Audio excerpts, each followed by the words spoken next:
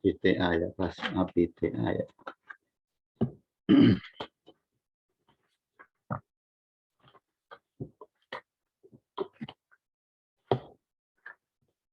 Kita masih membahas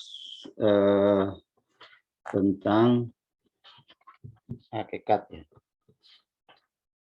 Selesai ya, hakikat Islam sudah selesai ya kemarin ya.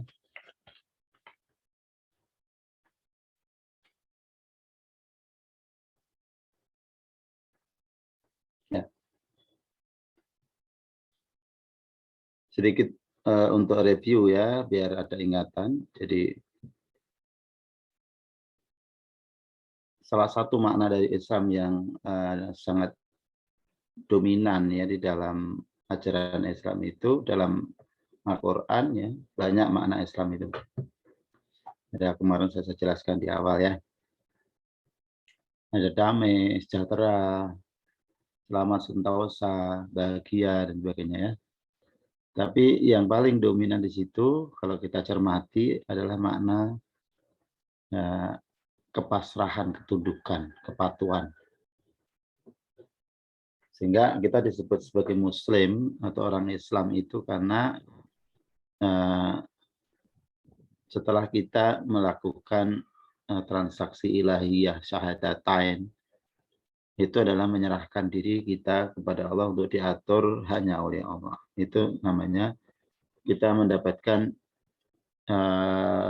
predikat sebutan Muslim. Namun kalau kita pahami kemusliman, kepasrahan itu secara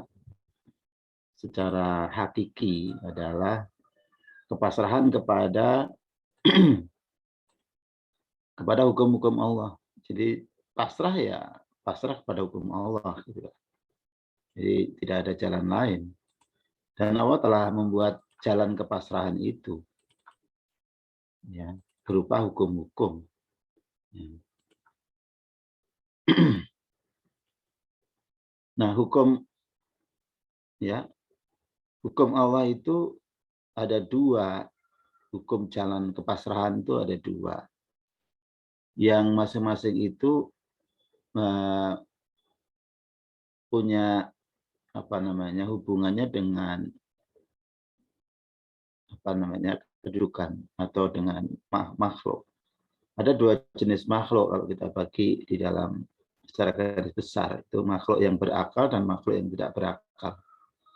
Makhluk yang tidak berakal ini meliputi benda-benda ya, flora, fauna, termasuk jasmani manusia itu adalah bagian dari yang tak bernyawa, yang tak berakal, yang tak berakal. Ya. Nah, jalan kepasrahan itu ya Allah telah merancang sebuah jalan kepasrahan. Nah, sebenarnya dalam rangka untuk mengatur ya, untuk menciptakan suatu keharmonisan ya makrokosmos maupun mikrokosmos dari alam itu. Ya. Nah, hukum yang sempurna itu diciptakan Allah sedemikian rupa untuk menata kesempurnaan aktivitas alam itu. Nah, alam yang pertama yaitu alam yang tak berakal itu Allah buatkan hukum yang namanya sunatullah kauniyah atau orang menyebut hukum alam. Itu hukumnya Allah. Ya, hukumnya Allah. Ya, maka kemudian setelah diciptakan semua ya benda-benda dan seterusnya itu dan semuanya itu baik besar maupun kecil, makrokosmos atau mikrokosmos yang tak berakal itu, kemudian Allah memanggil kepada semuanya itu untuk datang kepada Allah atau pasrah kepada Allah ya, dengan perencanaan yang sempurna oleh Allah, ya hukum-hukum yang dirancang dengan sempurna itu, maka kemudian menurut Al-Quran semua benda-benda itu datang kepada Allah dengan sukarela. Nah, sejak itulah kemudian alam ini berada pada satu kestabilan sempurna dalam arti maknawi sesungguhnya alam itu sudah berada pada kepasrahan sempurna kepada Allah atau muslim 100%. Sekaligus itu cara Allah untuk menundukkan alam agar bisa dimanfaatkan oleh manusia yang diciptakan untuk jadi khalifah. Ya, ya itu maka karakteristik alam itu, ketundukan alam itu ada 3. Yang pertama eksak pasti, yang kedua objektif, yang ketiga imutabel. Jadi semua yang ada di alam tak berakal itu punya karakteristik 3 ini dan ini merupakan bentuk ketundukan kepada Allah. Tidak akan bergeser dari 3 ini. Eksak pasti, ya semua dalam kepastian sifat gitu ya, kepastian ukuran, kepastian apa namanya kepastian gerak atau ya kepastian eksak itu pasti ya. Jadi semua atom semua itu punya kepastian di dalam masing-masing. Ya, kalau kita bicara kimia ada sifat-sifat molekul atau atom ya, deret atom itu ya. Deret atom itu menunjukkan karakteristik masing-masing ya yang khas yang berbeda dengan yang lain ya, yang tidak berubah. Ya, misalnya titik didih, titik lebur itu tidak berubah. Siapa yang rancang itu? Allah. Ya. Ya, titik didih air tidak pernah berubah 100 derajat Celcius. Nah, itu pasti. Sekaligus objektif, siapapun yang memanaskan hasilnya sama. Jadi, objektif alam akan bersikap, akan merespon balik dari perlakuan manusia secara objektif. Ya, kemudian imutabel adalah tetap dari awal sampai akhir tidak pernah berubah. Jadi dari awal mula sudah dirancang sempurna dan akan tetap sempurna. Tidak ada proses evolusi atau devolusi. Ya, revolusi atau revolusi. Ya, itu bagaimana ini semuanya kalau kita baca secara hakiki sesungguhnya adalah aktivitas ketundukan kepada Allah yang sempurna. Sehingga orang-orang yang diberikan akal melihat alam ini akan menangkap makna yang sangat tinggi, sangat mendalam dalam kacamata keimanan, ya, maka alam ini adalah wujud dari ketundukan kepada Allah secara total. Orang-orang yang disebut ulul albab akan menangkap sekaligus memanfaatkan alam itu dengan 2 fungsi, 2 makna. Makna manfaat, 2 makna ya pengingat atau zikir, mengingat Allah. Nah, apa yang dia dapatkan ini ya tafakkur, melakukan proses riset, melakukan tafakkur, berpikir yang mendalam untuk mencari formulasi-formulasi, ya, akhirnya mendapati temuan-temuan, ya rumus-rumus yang kemudian dibuat dalam rumus, hukum-hukum itu kemudian dibuat rumus sebagai kumpulan dari temuan hukum-hukum yang saling berinteraksi. Nah, ketika mendapati ya suatu karakteristik alam yang dia ini, maka kemudian dia segera menyadari, ya. Kemudian dia arahkan untuk dimanfaatkan yang akhirnya dilipat gandakan dari apa yang dia temukan itu. Hukum sebab akibatnya begitu panjang dan kompleks sehingga ketika manusia menangkap hukum sebab akibat dari setiap apa yang Allah ciptakan, maka dia akan upayakan untuk dirangkaikan dengan sesuatu hukum sebab akibat yang lain yang menjadi sebuah akumulasi, ya, akumulasi interaksi, ya, konstruksi dari berbagai temuan itu, hukum-hukum itu, lalu arahnya kemana untuk mendapatkan apa manfaat tasyakur. Tasyakur itu sama dengan teknologi ini sama dengan basic science. Tasyakur ini adalah teknologinya.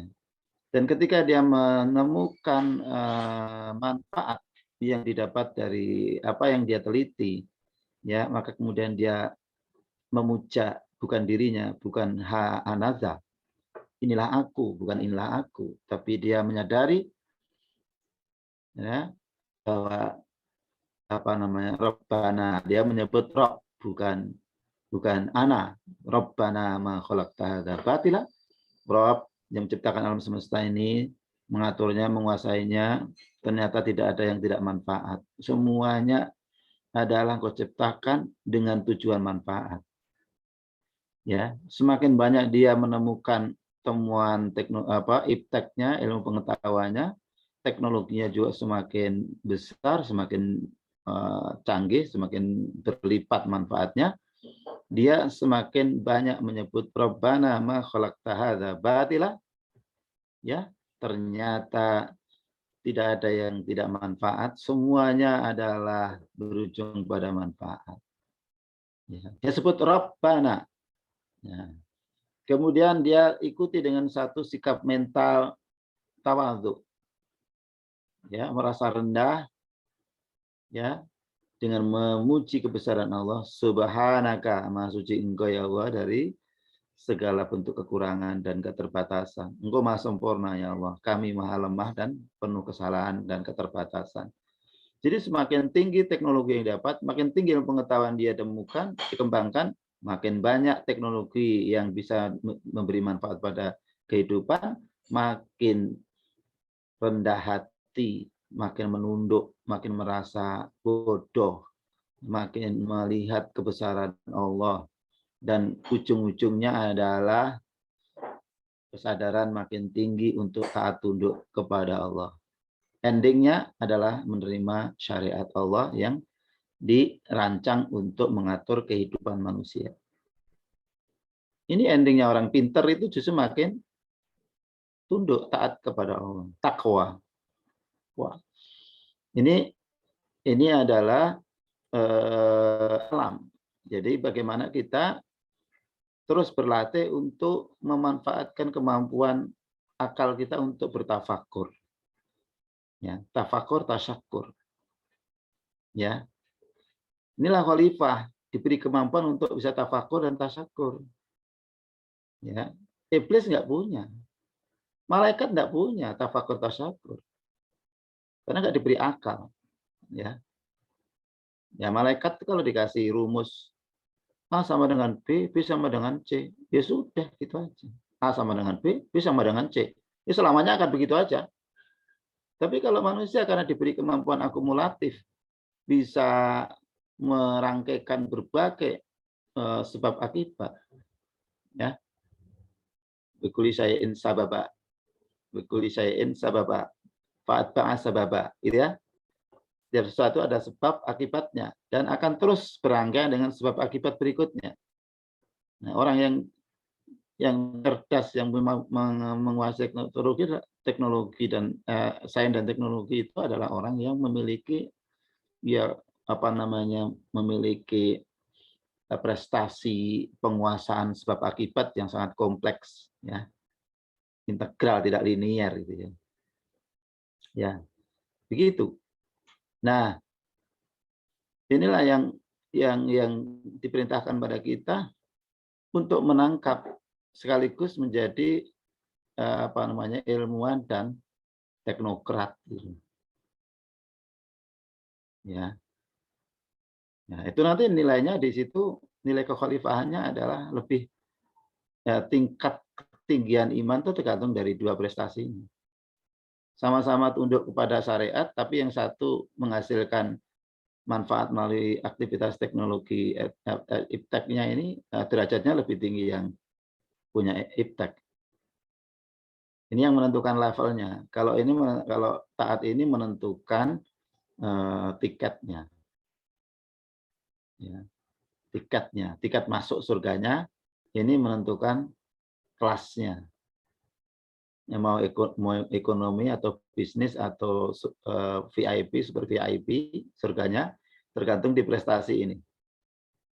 Ya, kemampuan kita menghasilkan ilmu pengetahuan dan teknologi yang memberi manfaat kepada kehidupan manusia maupun makhluk-makhluk yang lain. Ya. Ya. Ini ya. Jadi jadikanlah alam sebagai apa namanya dua fungsi. Satu, ya, fungsinya adalah sebagai apa namanya peringatan, dzikir. Yang kedua sebagai apa namanya kekuatan power kehidupan. Ya. Itu ada dalam surat Al-Waqiah itu ya. Kita disuruh untuk mengeksplorasi apa namanya teknologi sekaligus makna di balik apa namanya afara'aitum ma takhrusun. Apa kamu tidak memperhatikan apa yang kamu afara'aitum ma takhrusun antum tasra'unahu am nahnu zari'un. Apa kamu tidak memperhatikan bagaimana kejadian tanaman-tanaman itu? Engkaukah yang menumbuhkannya atau kamikah Allah yang menumbuhkannya? Ya. Kemudian walau nasya la ja'alnahu hutaman fataltum tafakkarun. Jadi kalau aku menghendaki maka pohon itu akan mudah aku buat mati kuning dan kering. Ya.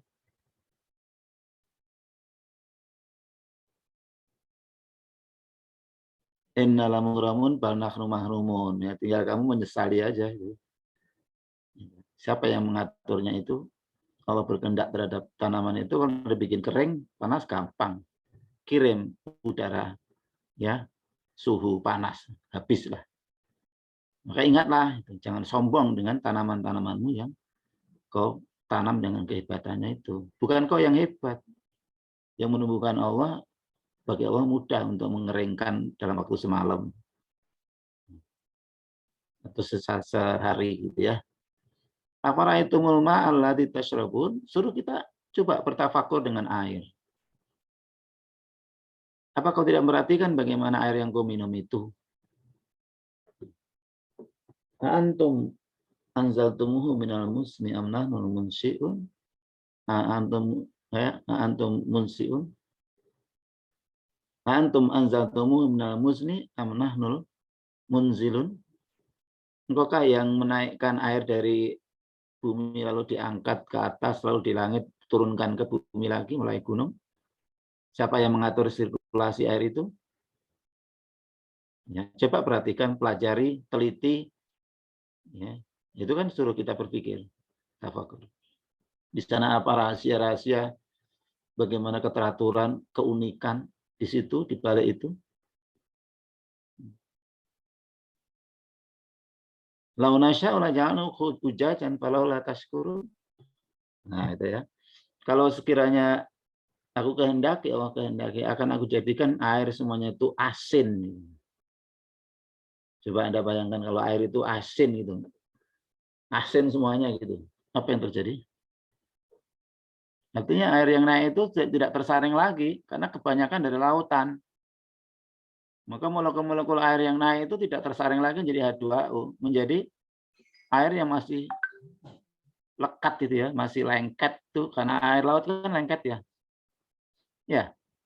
Kalau buat cuci muka gitu kira-kira jadinya rasanya gimana? Hah? Lengket toh. Kalau diminum gimana? Asin, Pak. Asin ya. Sehat nggak Ya. minum air laut? Enggak. Nggak sehat. Nggak akan ada memuaskan toh. Makin haus terus ya. Katanya begitu kalau minum air laut itu malah tambah haus terus katanya. Kenapa? Karena air tidak berfungsi ke dalam tubuh kita. Kalau air itu asin semuanya, maka fungsi penyerapan melalui apa? Ini yang hancur nanti apa? Ginjalnya, ya nggak bisa menyerap melalui usus 12 jari, kemudian sampai keserap sampai itu kan berat tuh. Jadi tidak menghasilkan, nggak optimal itu, akhirnya kurang terus ya. Coba susah itu karena molekulnya gede-gede Sementara jaringan-jaringan sel kita, jaringan-jaringan pembuluh darah kita itu sudah diukur sedemikian rupa untuk H2O, encer airnya. Ya, coba. Itu kalau ditanya diuraikan pertanyaan itu, menjadi ilmu yang sangat luar biasa kaitannya, banyak sekali, kompleks. Mengapa kau tidak pikirkan itu? Bagaimana sekiranya Allah jadikan asin semuanya air itu? Apa kira-kira uraian Anda ketika air itu asin? Tumbuhan mati semua, orang mati semua karena fungsi-fungsi ya sifat-sifat dari pembuluh atau pipa-pipa yang ada dalam akar-akar tumbuhan pohon itu sudah sedemikian rupa dengan ukuran air yang tidak asin. Ya. Air-air yang tumbuhan yang ada di laut itu sendiri punya satu mekanisme tersendiri itu yang bisa menyaring air menjadi H2O akarnya dari molekul yang ada dari air yang molekulnya besar-besar. Tapi kalau yang ada di gunung-gunung strukturnya beda. Ya. Nah, ini contoh. Rusak tatanan ini karena air itu sudah ada ukurannya untuk standar bisa untuk mandi bersih, untuk minum segar itu sudah ada ukurannya, ukuran tingkat kelengketannya, tingkat kepadatannya. Yang kemudian di dalam ilmu fisika nanti kita belajar tentang apa itu ada istilah namanya viskositas air. Ada yang IPA ini? Ada yang dulu IPA? Ada Pak, banyak. Apa? Nih, mana baca-baca IPA? Muka IPS berarti kan Anda merubah pola pikir nih. Mikirnya efektif, jadi berpikir berseni itu. Memikirnya seni muter-muter dulu. Ya. Ya ada minus plus minusnya itu. Ya, kalau yang dari IPA kan dilatih logika terus banyak logika gitu sehingga berpikirnya efektif. Dijelaskan dengan apa namanya? Cara menjelaskannya gampang. Apa namanya? Mudah gitu loh, mudah ditangkap gitu. Kalau ulangan jawabannya pendek-pendek. Nah, kalau IPS jawabannya muter-muter intinya yang mana gitu ya. Susah. Ya, tapi ada plus minusnya itu masing-masing. Oke, kalau kita lihat bicara tentang viskositas air, coba mari kita menangkap makna di balik itu. Kemarin sudah saya bicarakan ya? Belum Pak. Tentang contoh viskositas air ini ya. Ya, belum yang air ini. Ya, siapa ini yang mewakili saya jelaskan apa itu viskositas air. Yang IPA mana, siapa yang mau menjelaskan. Nanti kita kaitkan dengan tafakur kita ini ya. Ya, mendalam banget itu kalau kita menangkap apa ayat-ayat yang ada di alam. Yo, siapa menjelaskan apa viskositas air? Bantu yang lain ini, saya kasih contoh yang gampang dipahami. Ada para itu mulma alladzi tasrabuna antum anzaltum minal musni amnal munsiun syaula jangannahu ujajan falaula tashkurun. Jadi ada kata tafakur dan tasyakur di situ. Kenapa kamu apalah tashkurun? Mengapa kamu tidak ya melakukan pemberdayaan atau pembudidayaan manfaat dari air itu? Ya, temanya jajan ya. Kita baru meneliti kenapa air itu kalau mengendaki air itu yang turun dari langit itu adalah apa asin, maka apa kejadiannya? Lalu Allah syukur, syukur Allah menjadikan air itu asin gitu loh. Kenapa kalau asin ini kan viskositas air. Siapa yang menjelaskan itu? Apa viskositas?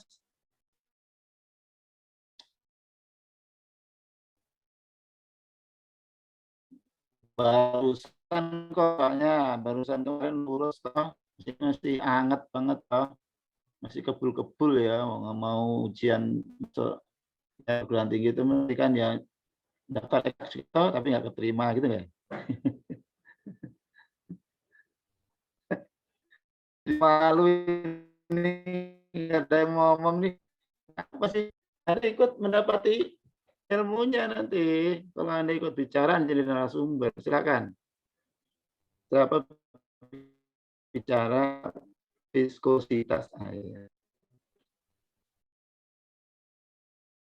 Dulu katanya banyak. Arab semua gimana nih? Ayo. Izin menjawab, Pak. Ya. Viskositas air merupakan gesekan yang ditimbulkan benda padat yang bergerak di dalam fluides. Sehingga semakin besar viskositas zat cair, tentu semakin susah benda padat bergerak di dalam zat cair tersebut. Berarti makin kontrol ya. Terus berapa viskositas air, Mbak? Ini standar umum itu. Standar normal air itu viskositasnya berapa? Pada tekanan atmosfer normal. 0,00899 poise. Ya, voice. Jadi ingat saya dulu 0,9 gitu aja ya. 0,9 karena itu 99 itu kalau di pada ke depan tapi ya, itu standar itu. Sehingga air itu bisa bersahabat dengan semua rancangan Allah yang lain, yaitu bulan, ya, dengan jaringan pipa yang ada di pohon-pohon itu dari akar penyerapan sampai bawah ke daun sampai ke buah itu kan air itu tidak perlu pakai pompa bisa naik ke seluruh bagian dari pohon itu sudah dirancang sedemikian rupa dengan viscositas air. Ya dengan itu air bisa apa namanya dengan hukum apa itu hukum kapiler ya, pipa kapiler ya, daya kapiler itu menggunakan pendekatan hukum itu masih menggunakan pendekatan juga apa rumus apa itu teori apa yang bisa membuat itu Allah buat bagaimana air itu bisa terserap sampai ke atas dengan tekanan. Nah itu luar biasa dan pembuluh darah kita kan lembut sekali kan, lembut sekali. Ada yang ujung-ujung paling ujung sampai kulit paling luar itu kan lembut sekali. Sehingga itu bisa darah bisa masuk situ dengan viskositas air yang standar 0,9 itu. Begitu coba. Dan air tunduk pada Allah tuh, nggak bergeser seujung rambut pun, berapa ukuran itu ya nggak dibulatkan ya karena ukurannya itu 0,0899 itu ya. Itu sudah pada kepastian itu. Air nggak pernah protes sama Allah. Ya Allah, saya kok pengennya agak naik dikit lah viskositasnya. Buat dikenepin satu gitu, ya Allah gitu. Terus bandel gitu. Air nggak tunduk itu kayak kita gitu. Gimana kita? Apa yang terjadi? Hancur semua. Makanya kalau orang memahami menangkap hakikat ini, Anda mandi aja tambah iman. Cuci muka tambah iman. Apalagi main air, ngadu-ngadu air, cuci muka segar, maka muka bisa bersih. Kenapa? Karena viskositas air enggak bandel. Tetap aja 0,0899 voice. Coba. Itu awal ya kalau dijabarkan kayak gitulah secara alam ilmiahnya. Air ya. Kenapa kamu nggak syukur dengan air yang oleh Allah ditahan dengan syukur air dengan tunduk kepada Allah seperti itu? Anda bersyukur dengan air yang tunduk kepada Allah. Islam itu. Semua apa yang kita bisa kita tangkap maknanya dengan tadi memahami hakikat kepasrahan ketundukan kepada Allah. Apa saja.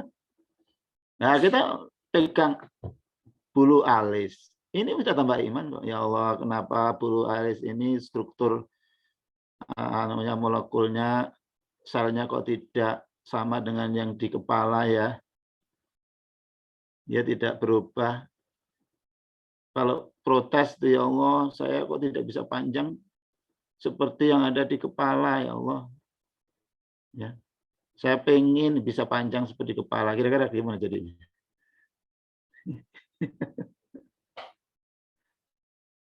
Nggak ada kan? Nggak ada kan bulu alis mata yang bandel dengan hukum Allah. Makanya dia panjang seperti rambut kepala. Jadinya apa? Coba. Semua binatang di hutan itu tunduk kepada Allah. Aslamna ya Allah. Mereka nggak protes. Ya Allah, kami kok hidup di hutan terus. Jenuh. Enakan manusia. Saya pengen kayak manusia itu. Kami protes ya Allah. Makanya dia unjuk rasa. Mereka tinggalkan hutan semuanya. Pindah ke kota semua. Gimana jadinya? Coba. Semua tunduk kepada Allah, maka mereka berada pada satu kestabilan dan keseimbangan, keharmonisan dengan Masya Allah. Ya, ini dari makna dari ketundukan tadi. Ya, oke. Ya, ini saya ulangi agar ini penting banget bagi kaum intelektual ini. Jadi makin pinter itu makin tunduk. Orang yang bandel nggak mau tunduk sama Allah itu tanda ciri-ciri orang-orang masih bodoh, dangkal, ya. Oke, ya gitu ya. Jadi ini, oke. Sekarang yang kedua adalah jalan kepasrahan melalui hukum yang tertulis, hukum yang terucap, qauliyah, yaitu wahyu yang diturunkan Allah melalui Rasul-Rasul.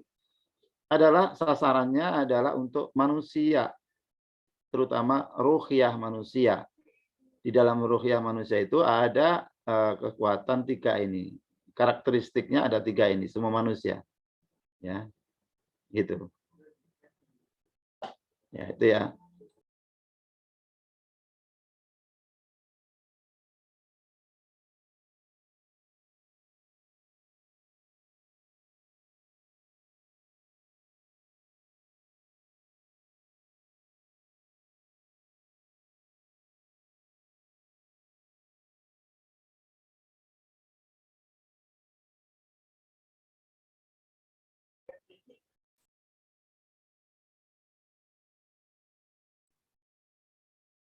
Baik. Ini sasarannya kepada manusia dan khusus manusia yang akalnya sehat. Sebelum akalnya sehat, sebelum akalnya sempurna belum, ya. Jadi setelah akalnya sehat atau akil itu ya, maka dan di dalam akal itu punya karakteristik free will. Roh manusia itu ada tiga. Ada ada ada ada akal, ada hanif, ada nafsu, ya. Ya, khususnya seperti ini. Nah, akal ini free will ini. Dia dengan akal yang sehat itu dia diberikan, dia punya kemampuan memilih. Memilih mau taat atau tidak taat. Boleh. Karena memang itu karakteristik akal. Ya. Bandel atau nurut boleh. Bisa. Dan untuk memilih bandel juga ada sarananya. Nafsu. Nafsu ini kan nggak mau pakai aturan. Jadi karakteristik nafsu itu pokoknya puas. Ya. Urusan belakangan. Ya. Puas sekarang. Ya, jangka pendek. Tergesa-gesa, nafsu. Tidak mau aturan, nafsu. Ya, Rasulullah menggambarkan seperti kuda liar. Kuda liar tidak ada ikatnya, tidak ada, maka siapapun yang naik kuda liar pasti terpelanting. Ini ya, ada 3 potensi ruhiyah. Ini bertentangan dengan Hanif. Ini adalah Hanif ini sejalan dengan syariat itu sendiri, wahyu Allah, sejalan dengan alam, sejalan dengan ya malaikat gitu ya. Ya ini ya. Nah, akal ini antara dua ini netral itu loh. Dia diberi kemampuan untuk mempertimbangkan, memilih, mengasosiasikan ini ya, kemampuan akal itu untuk mempertimbangkan banyak faktor, banyak aspek, lalu dia ambil keputusan. Akal yang ambil keputusan setelah mempertimbangkan. Ya. Nah, disinilah ya maka ketika manusia akan sudah sempurna, punya daya free will, ini kemudian baru ini yang disebut dengan mukallaf, orang yang telah berakal sehat atau orang yang akalnya berfungsi dengan sempurna. Maka diberikan tawaran ya karena Allah bijaksana. Allah menciptakan akal lalu manusia punya daya free will, maka Allah tidak memaksakan kepada manusia itu tetapi menawarkan. Ya, pertimbangkan akal untuk melakukan apa yang ada di hadapan mata atau apa yang akan kau lakukan di depanmu itu apa, terserah. Kau mau mengikuti pertimbangan ini, Hanif, pertimbangan alam, pertimbangan syariat, kau pelajari syariat itu, ya, atau kau mengikuti pertimbangan nafsu. Yang nafsu itu adalah amaratum bisu, ya, dorongan ke depan yang kuat tapi tidak punya arah dan tujuan, tidak punya ukuran-ukuran, ya. Tapi manusia harus ada motor penggeraknya, motor pendorongnya ini ya. Kalau nggak ada pendorong nafsu ya manusia tidak bisa punya keinginan apa-apa. Tapi ingat nafsu keinginan itu tidak tahu arah kemana, batas-batasnya bagaimana. Nah nanti diberikan akal untuk bisa menangkap arah, bisa menangkap nasihat atau guidance atau tuntunan. Nah tuntunan itu bisa apa yang dirasakan dari hati, apa yang ada di alam untuk diteliti, ditangkap hakikatnya, lalu apa yang ada di dalam rangkaian nas-nas penjelasan dalil-dalil dari Quran, dari wahyu, nah ini dipertimbangkan oleh akal. Pada satu yang sama, akal adalah punya daya free choice, kebebasan memilih. Nah, ini orang-orang yang akalnya tidak berfungsi, maka ya nanti pilihannya itu tidak dihitung, tidak dapat konsekuensi. Ya, karena dia belum bisa mempertimbangkan dengan sempurna. Anak belum balik, ya dia nggak dapat punishment kalau dia berbuat salah. Atau orang sudah balik tapi akalnya hilang. Selama dia akalnya hilang belum kembali normal, itu kalau dia berbuat salah, dosa, tidak mendapatkan punishment, tidak dihitung. Orang yang tidur nyenyak banget itu, selama tidur akalnya kan tidak berfungsi. Ya dia tidak dapat hukuman kalau melakukan suatu perbuatan, bahkan mungkin perbuatan yang misalnya yang apa kriminal gitu ya, tergolong kriminal gitu. Tidur kemudian menendang sahabatnya di sebelahnya mati gitu. Misalnya ditendang mati. Kan pembunuhan tuh. Ya, tapi ketika dia ditanya dari berbagai interogasinya tidak ada indikasi dia itu ada niatan. Jadi nggak ada ingatan. Kamu tuh tendang temanmu itu dengan tendangan yang keras tuh dan temanmu mati. Ya bisa saja mau temannya sakit jantung, kaget, mati. Ya, ya emang dia seorang petinju, ya refleksnya jalan tuh, mimpi tinju. Ternyata saking seru-serunya mimpi, ternyata begitu pukulan dilancarkan, betul-betul meluncur tangannya itu ke jantung teman sebelahnya, mati. Nah itu nggak bisa diadili. Ya, hukum tidak berlaku bagi dalam Islam begitu, bagi orang kehilangan akal. Maka disinilah ya mukallaf itu orang yang dibebani hukum karena fungsi akalnya berfungsi sempurna. Itu. Ya.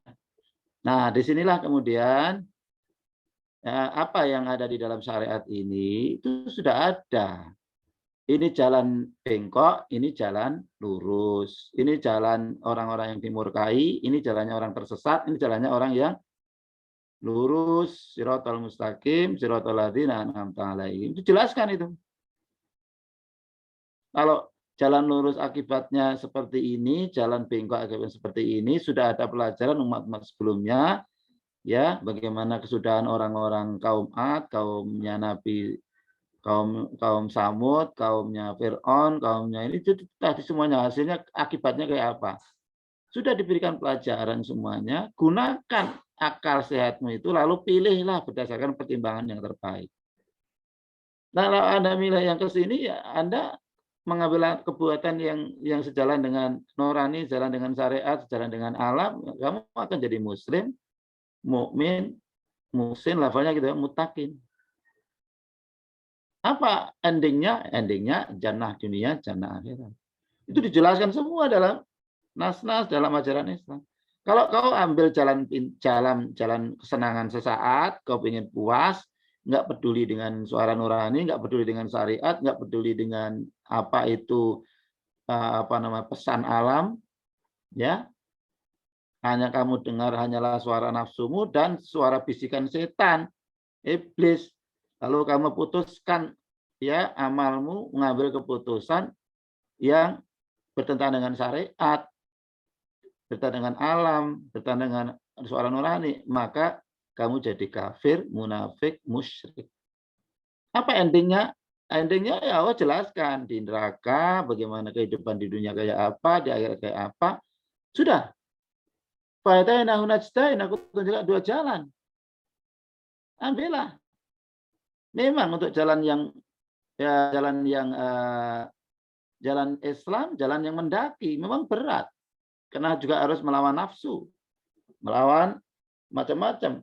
Perjuangan harus melawan kemalasan, melawan kebodohan, ya, melawan kedunguan.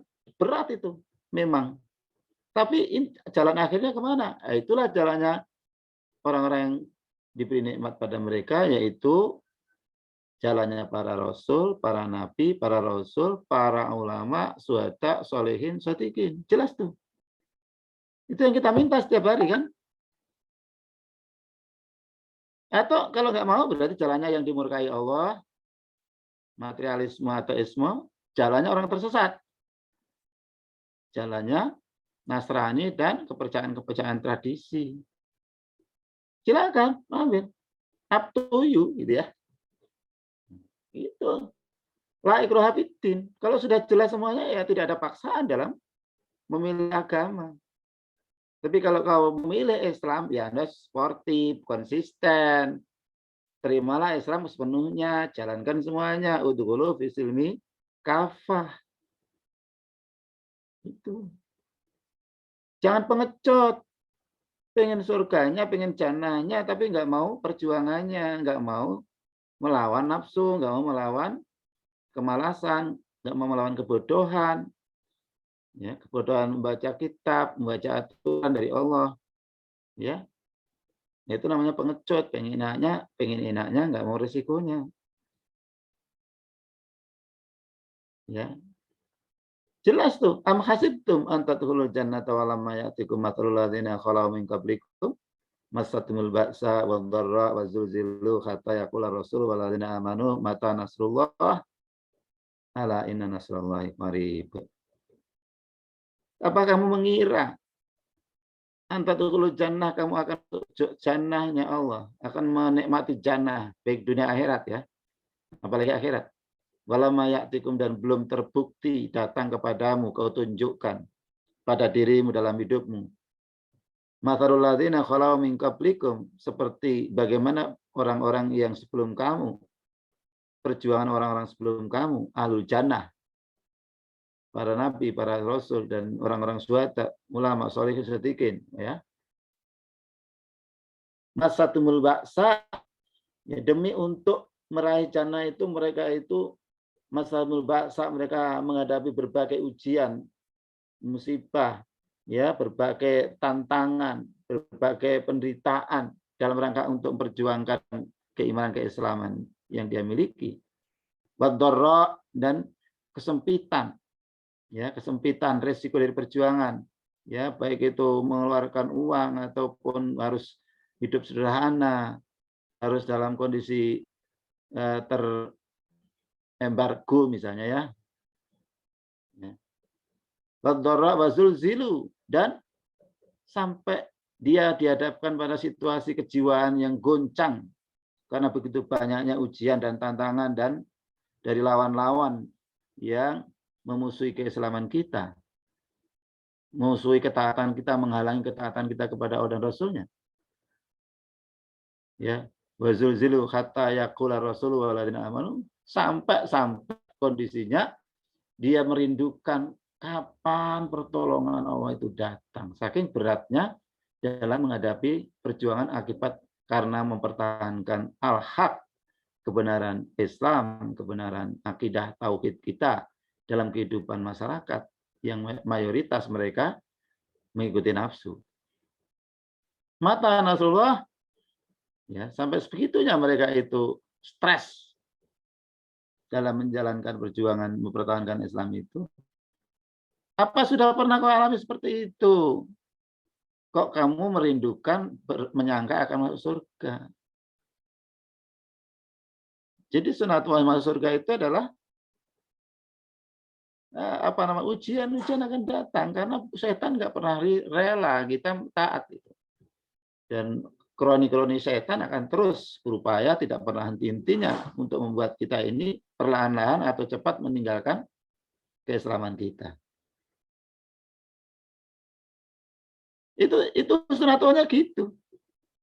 Nah, kalau Anda itu santai-santai saja, Islam juga enggak, ya nggak ada keseriusan, santai-santai saja, cari enak-enaknya saja, sambil mimpi masuk surga. Kok enak?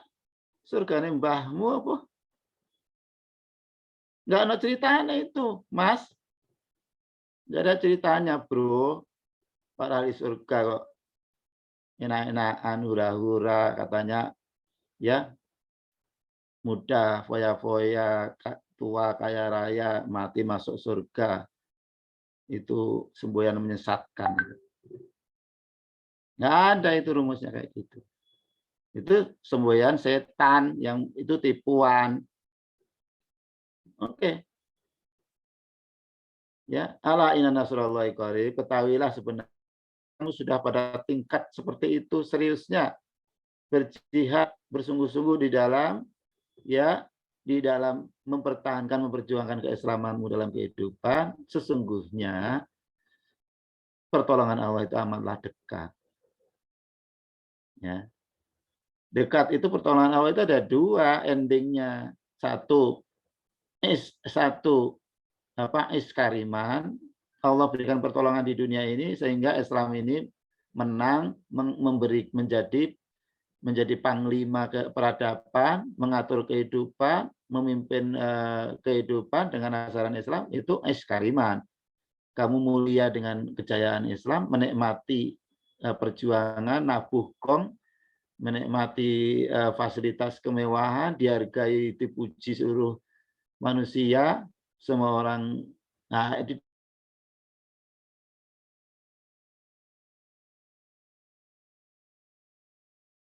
menampilkan kebesaran Islam dan orang-orang memuji Allah karena melihat kehebatan Islam. Atau kau tidak sampai nabuh gong, tidak sampai menikmati fasilitas kejayaan Islam, Anda mati sebagai pahlawan, sebagai syuhada. Dua-duanya adalah pertolongan Allah. Mau minta mati syahid juga tidak mesti bisa. Minta ikut menikmati kemenangan juga berat juga. Jadi yang penting mana saja, ya Allah terserah. Yang penting istiqomah. Ya. Kalaupun Allah memutuskan mati syahid, itu juga sebuah kemenangan yang didambakan setiap mukmin. Kalau kau kemudian tidak mati syahid, kemudian Anda menyaksikan kejayaan Islam, ya, Islam mengatur kehidupan dengan ajaran Islam itu, menampilkan implementasi Islam secara utuh. Lihat, itu ada dua memang. Iskariman itu kan juga dialami oleh Nabi. Nabi menyaksikan loh kejayaan Islam Fathu Makkah. Umar, Ali, Utsman itu menikmati semuanya sampai memimpin sampai sekian tahun. Ali, ya Abu Bakar itu iskariman. Menyaksikan ke ini ya.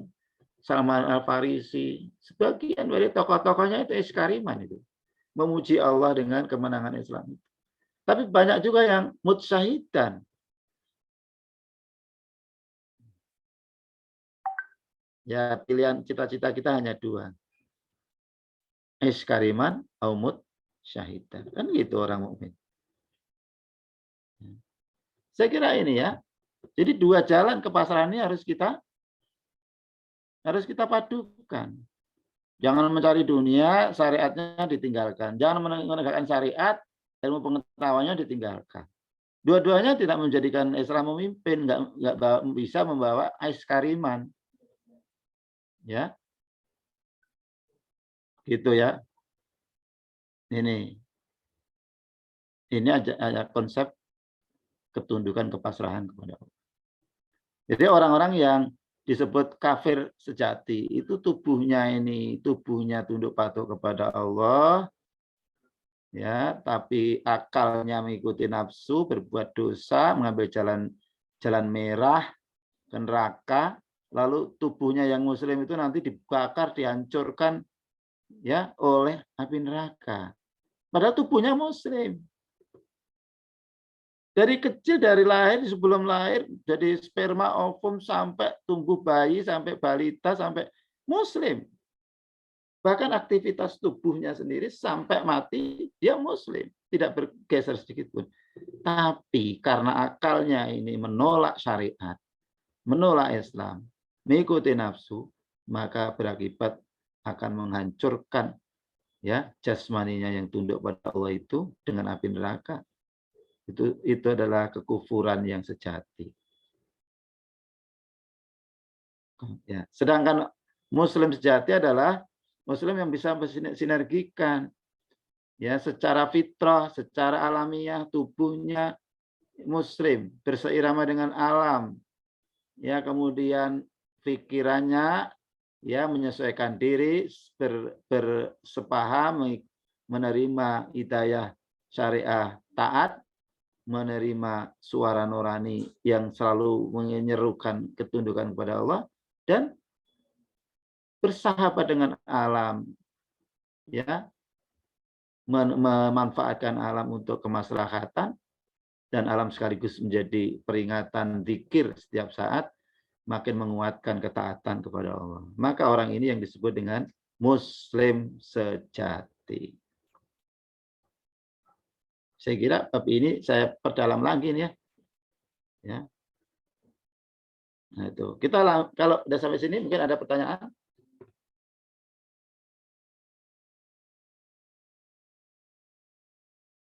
Cukup? Izin bertanya, Pak. Ya silakan. Kan saya punya saudara gitu ya, Pak. Dia itu sudah sampai menempuh pendidikan S2, sudah pintar istilahnya. Namun Ya. di bidang pendidikan juga, Pak. Namun dia bilangnya tidak ingin mencari pekerjaan yang sesuai dengan bidangnya karena katanya ilmu itu tidak untuk mencari uang gitu, Pak. Padahal orangnya juga termasuk yang Islami sekali gitu. Itu bagaimana ya, Pak, tanggapannya? Oke. Masih. Ya, masih. Jadi ilmu itu ada dua juga. Ya, ilmu manziliyah, ilmu alamiah. Dua-duanya ilmu. Jadi ilmu itu yang penting, ilmu tidak untuk mencari dunia lalu kita bertujuan hanya untuk materialistik, tidak. Tapi orientasinya untuk mendekatkan diri kepada Allah, dan pendekatan diri kepada Allah sebagai khalifah itu sangat ditentukan oleh prestasi dia dalam memberikan kontribusi melalui ilmunya itu kemaslahatan, kemanfaatan.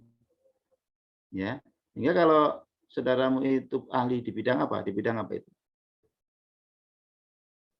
Di Islam juga, Pak. Apa?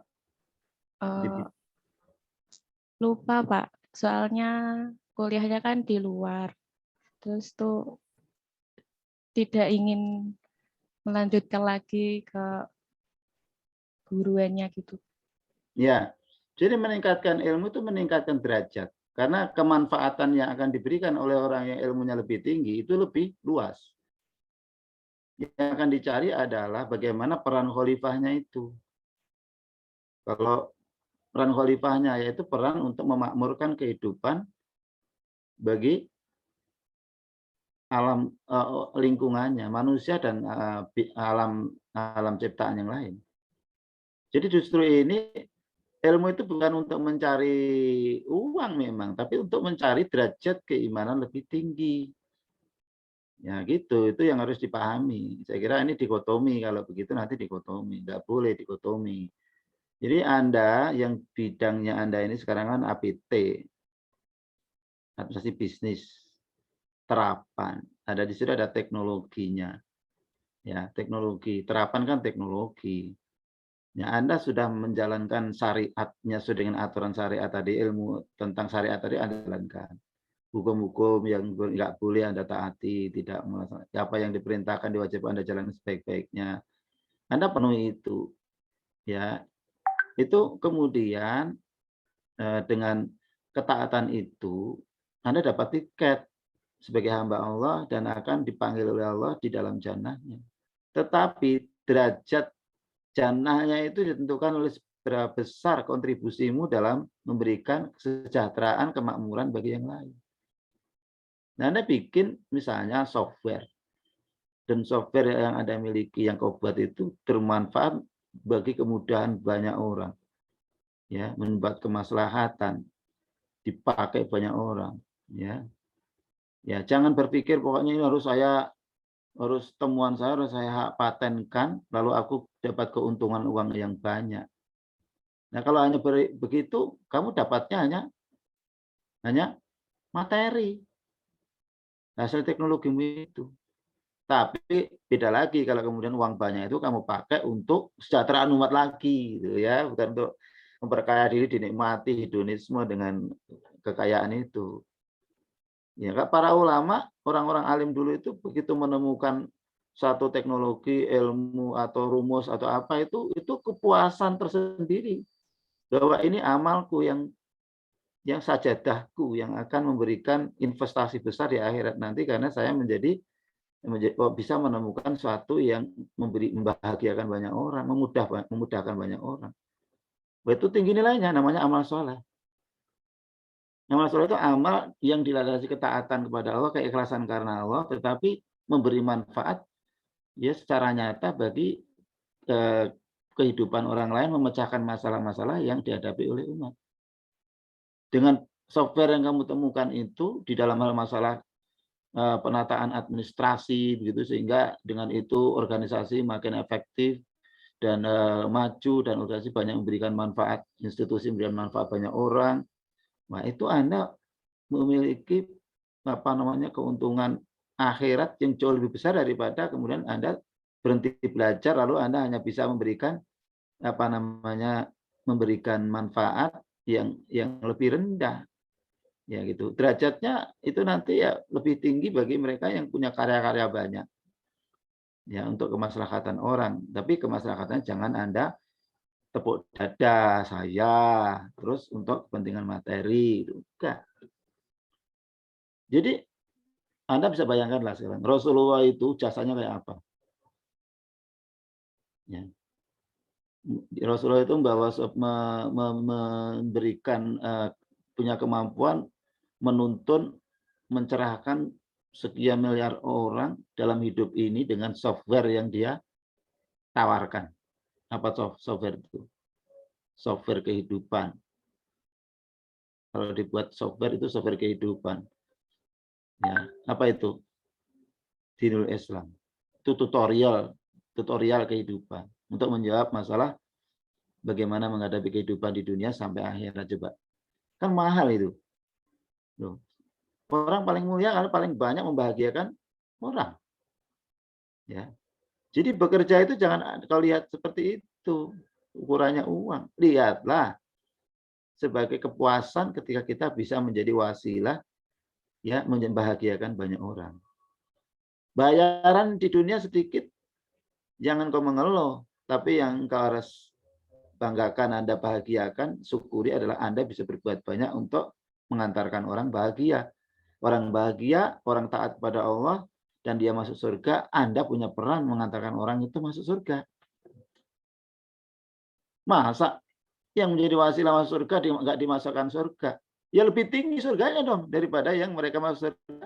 Karena jasa apa namanya? Anda menjadikan bahagia banyak orang yang di langit akan membanggakan ya yarhamkum ya mayarham fil ardi yarhamkum man fis sama. Siapa yang menyayangi ya kepada yang di bumi, memberikan manfaat pada yang di bumi, akan menyayangi kamu yang di langit. Siapa? Allah SWT. Itu apa namanya? Seperti itu ya. Jadi apa namanya, meningkatkan studi juga bukan dalam rangka untuk mencari peningkatan uang, tapi harus diniati meningkatkan studi merupakan satu ibadah yang lebih tinggi yang akan membawa kepada kemampuan menebarkan manfaat dan menyelamatkan banyak manusia. Begitu dong. Jadi jangan dipandang sebagai dikotomi. Ya. Nah, di situ mengapa Allah berfirman, yarfa'illahu alladziina aamanu minkum walladziina utul ilma darajat. Allah mengangkat derajat di antara kamu orang-orang yang beriman dan ya mengangkat kalian di antara mereka yang berilmu beberapa derajat. Jadi ilmu itu dalam rangka untuk meningkatkan derajat di mata Allah. Begitu.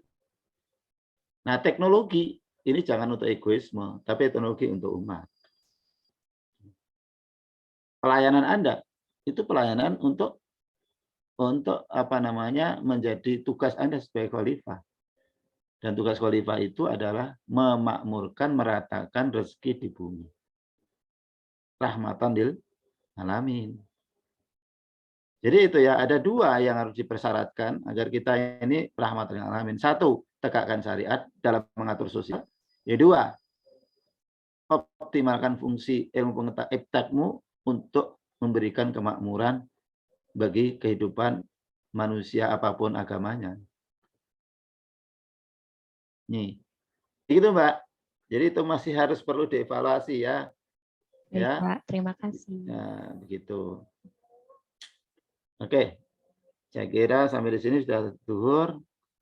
Ya, kita akhiri perkuliahan kita yang hari ini. Saya belum naik ke pembahasan berikutnya ya, masih kembali menegaskan, mendalamkan pemahaman kita tentang hakikat Islam.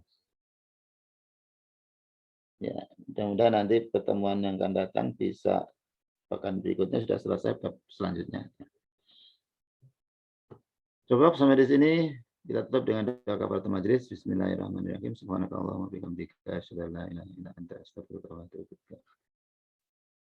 Saya minta dibuatkan daftar hadir di share ke grup Excel ya.